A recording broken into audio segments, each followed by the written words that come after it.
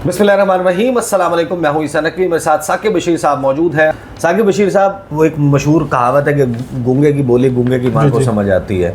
तो वो जो मशीन है, वो मशीन सच और झूठ का फैसला नहीं करती। जब आप एक शख्स को इंटरव्यू कर रहे होते हैं, उस दौरान उसकी कांस्टेंट रीडिंग ली जाती है कि उसका निज़ाम तनफ़ुस नॉर्मली ऑपरेट कर रहा है, उसके दिल की धड़कन जो है उसी तरीके से है मामूल के मुताबिक, या वो घबरा गया है एक सवाल के ऊपर जवाब देते हुए, उसके जो खून है वो बुलंद फिशार खून हो गया है, उसका ब्लड प्रेशर जो है वो हाई हो गया है।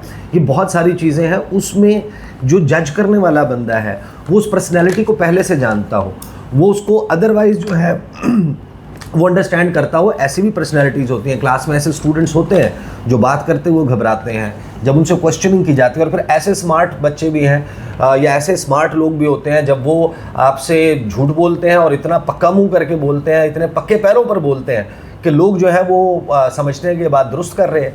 तो ये उसको एक फाइनलिटी जो है वो नहीं दी जा सकती। अब बताएं कि before we come to Adiala jail, आज सुप्रीम कोर्ट ऑफ पाकिस्तान में जो समाअत थी, पहली लाइव स्ट्रीमिंग जो है वो हुई है इस मुकदमे की, इसका क्या अभी तक का हासिल हसूल? लोगों ने देख लिया होगा कि एक तो सबसे बड़ा जो आप नक्स कह सकते हैं इस बेंच में, वो ये है कि इसमें वो जज ही नहीं है जिनके जजमेंट को जो रिव्यू किया जा रहा है। मतलब उनमें से अभी 2 जज हैं सिर्फ, जस्टिस मोहम्मद अली मज़हर और जस्टिस हसन नज़र रिजवी।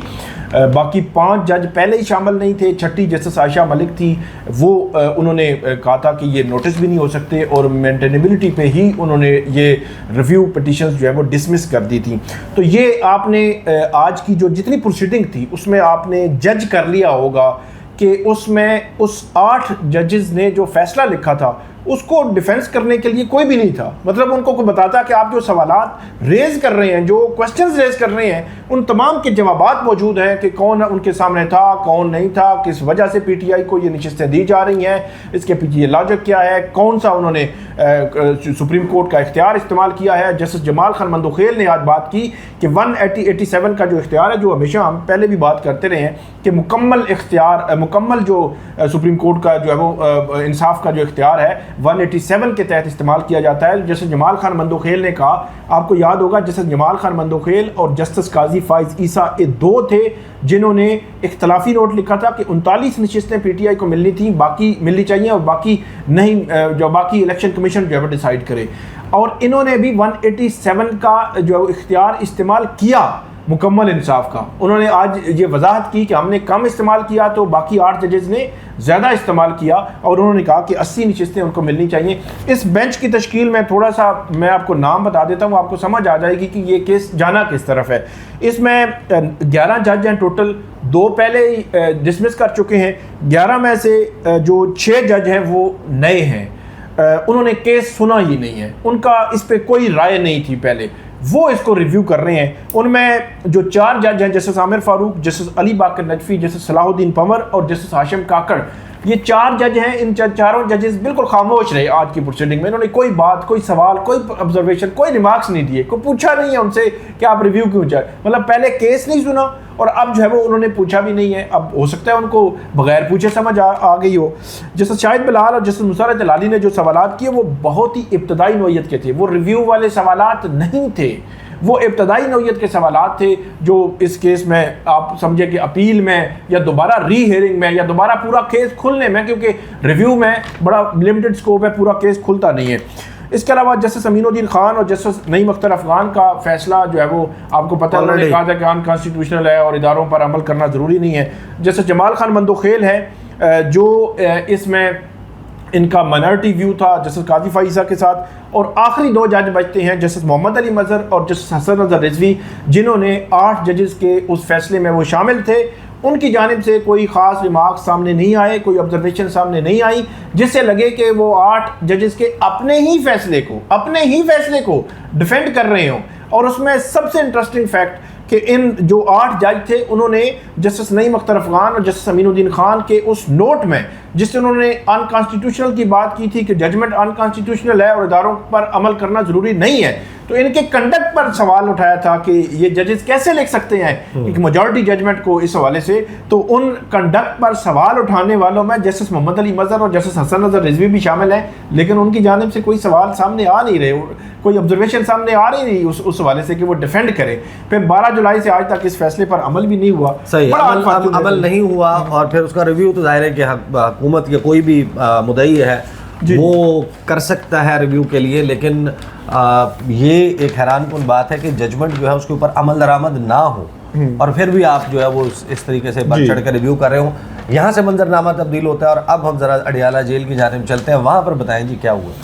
اڈیالہ جیل میں آج بڑی جو ہے وہ عجیب اور دلچسپ صورتحال بنی رہی. تقریباً 11 بجے جج صاحب جو ہے وہ انٹر ہوتے ہیں اسپیشل جج سینٹر, یہ توشہ خانہ 2 کیس ہے عمران خان اور بشرا بی بی کے خلاف, اور 3:30 بجے وہاں سے جو وکلا جو ہے وہ باہر نکلتے ہیں. تو اس کا مطلب یہ ہوا کہ تقریباً 4.5 گھنٹے آج جو پروسیڈنگز چلتی رہیں یا اندر موجود رہے. پروسیڈنگ تو کم چلتی ہیں, وہاں پہ اور بڑے ایشوز تھے, آگے چل کر میں آپ کو بتاتا ہوں.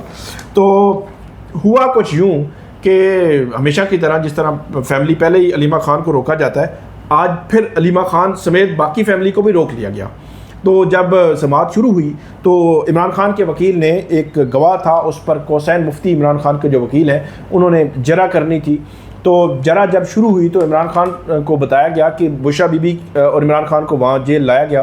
تو بشرا بی بی کی فیملی تو آ چکی تھی, تو یہ بتایا گیا کہ آپ کی تو فیملی کو آنے نہیں دیا جا رہا. عمران خان صاحب نے جج صاحب کو کہا کہ جج صاحب یہ عجیب ٹرائل ہے, مجھے جو ہے وہ بچوں سے بات نہیں کروائی جا رہی, میری فیملی کو نہیں آنے دیا جا رہا, تو یہ کون سا طریقہ کار. جج صاحب نے فوراً کہا کہ آپ جو ہے وہ ان کی فیملی کو لے کر آئیں. ایک دفعہ کہا, پھر دوسری دفعہ کہا, اور اس کے بعد جو ہے وہ عظما اور ڈاکٹر عظما اور ڈاکٹر نورین, عظما خان اور ڈاکٹر نورین جو ہے ان دونوں جو بہنوں کو آنے کی اجازت دی گئی. اس کے بعد عمران خان صاحب نے دیکھا تو پھر چلے گئے.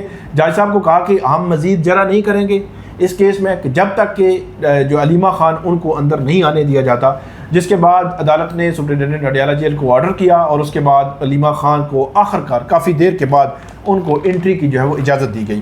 ایک تو یہ ہوا وہاں پہ گواہ پہ جرح ہوئی, لیکن ایک بات جو, کیونکہ عمران خان صاحب کو کتابیں ڈلیور نہیں ہو رہی تھیں, تو خبر یہ ہے کہ آج جج صاحب نے وہ کتابیں منگوائیں جو ان کی فیملی نے جیل حکام کو دی ہوئی تھیں, وہ عمران خان صاحب کو ڈلیور نہیں کر رہے تھے, وہ منگوائیں اور جیل کے اس کمرہ عدالت میں ہی عمران خان صاحب کے ہینڈ اوور کر دیں, اور ان کی تعداد تقریباً 5 کتابیں جو بتائی جا رہی ہیں. تو یہ ایک مطالبہ ان کا پورا ہوا.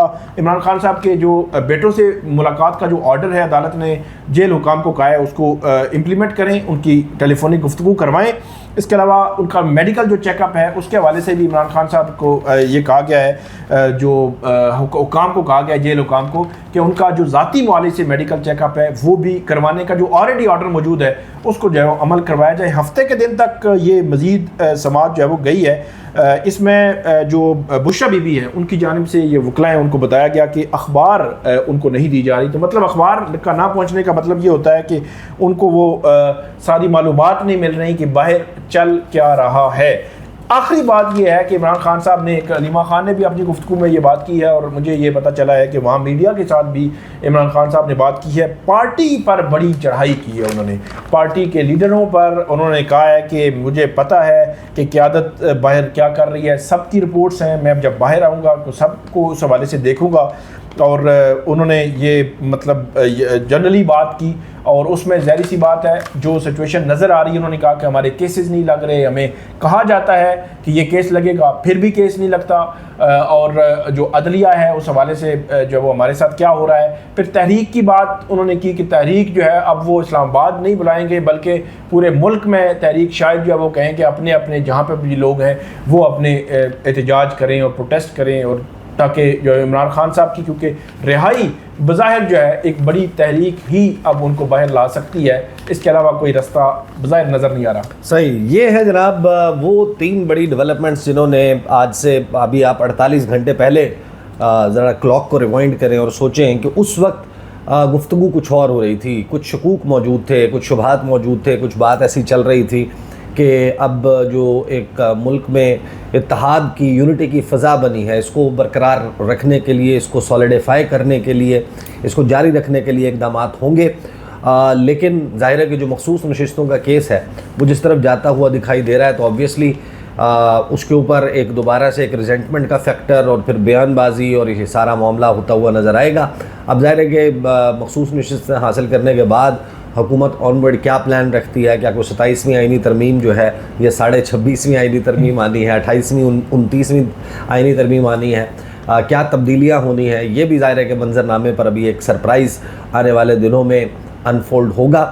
بہرحال جو منظرنامہ آج سے 48 گھنٹے پہلے تھا, اب سے 48 گھنٹے پہلے تھا, وہ بڑی حد تک پیر 26 مئی کی جو ڈیولپمنٹس ہیں انہوں نے وقوع پذیر کر دیا. اب تک کے لیے اتنا ہی. مجھے اور ثاقب بشیر کو اجازت دیجیے. اللہ حافظ.